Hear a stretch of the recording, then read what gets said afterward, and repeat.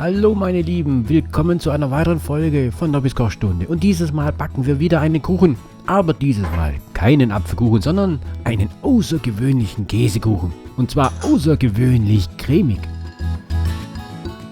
Und der Käsekuchen kommt aus dem Baskenland.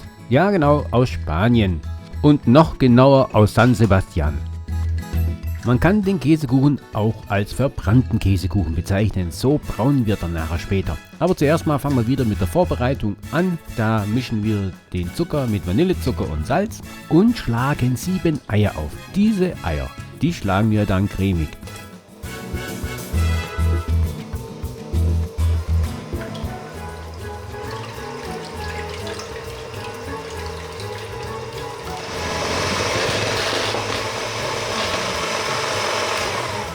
Sobald die Eier nun cremig sind, geben wir das Zuckergemisch hinzu und noch Mehl und rühren das Ganze schön durch, damit keine Klumpen mehr übrig sind.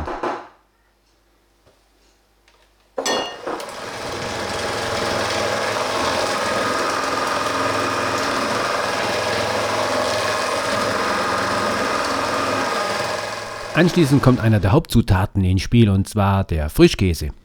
Den Frischkäse, den schlagen wir auch so richtig lange durch, bis er sich komplett aufgelöst hat. Und wer meint, durch den Handmixer kommt ein Haufen Luft in den Teig, dem zeige ich nachher, wie ich die Luft wieder rausbekomme.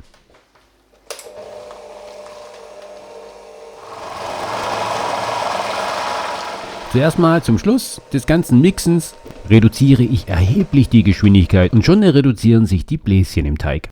Aber es geht noch weiter, weil wir geben jetzt noch Sahne hinzu und die Sahne rühre ich von Hand unter. Danach sind praktisch keine Bläschen mehr im Teig vorhanden.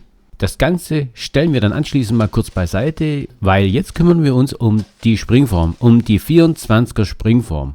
Da geben wir nämlich Backpapier hinein auf den Boden und an den Rand, und das Backpapier am Rand lasse ich 2 bis 3 cm überstehen. Weil der Käsekuchen wird im Ofen aufgehen und über den Rand hinaus wachsen. Damit er nicht seitlich einfach nach unten läuft oder fällt, ist das Backpapier dort 2 bis 3 cm höher wie der Rand.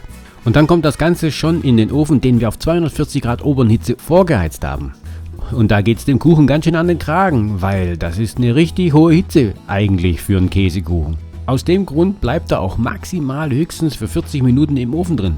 Und in der Zeit wird er richtig braun werden.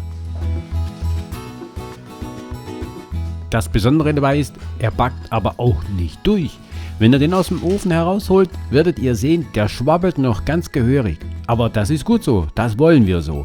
Weil jetzt kommt dieser Kuchen für über Nacht in den Kühlschrank.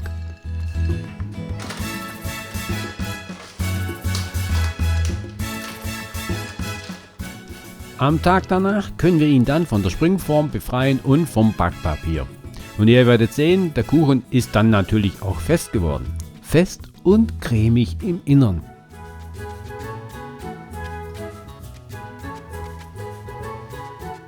Und jetzt schaut mal, wie schön cremig. Ich kann die Cremigkeit euch mit dem Löffel zeigen. Wunderbar. Der ist mir so richtig gelungen, dieser Käsekuchen. Außen braun, innen cremig und schmeckt wunderbar, fantastisch und so richtig lecker. Also probiert diesen Käsekuchen aus. Und ich würde mich freuen, wenn ihr bei der nächsten Folge von Nobbys Kochstunde wieder dabei sein würdet. Und ich sage tschüss, bis zum nächsten Mal. Bleibt gesund und bleibt am Ball.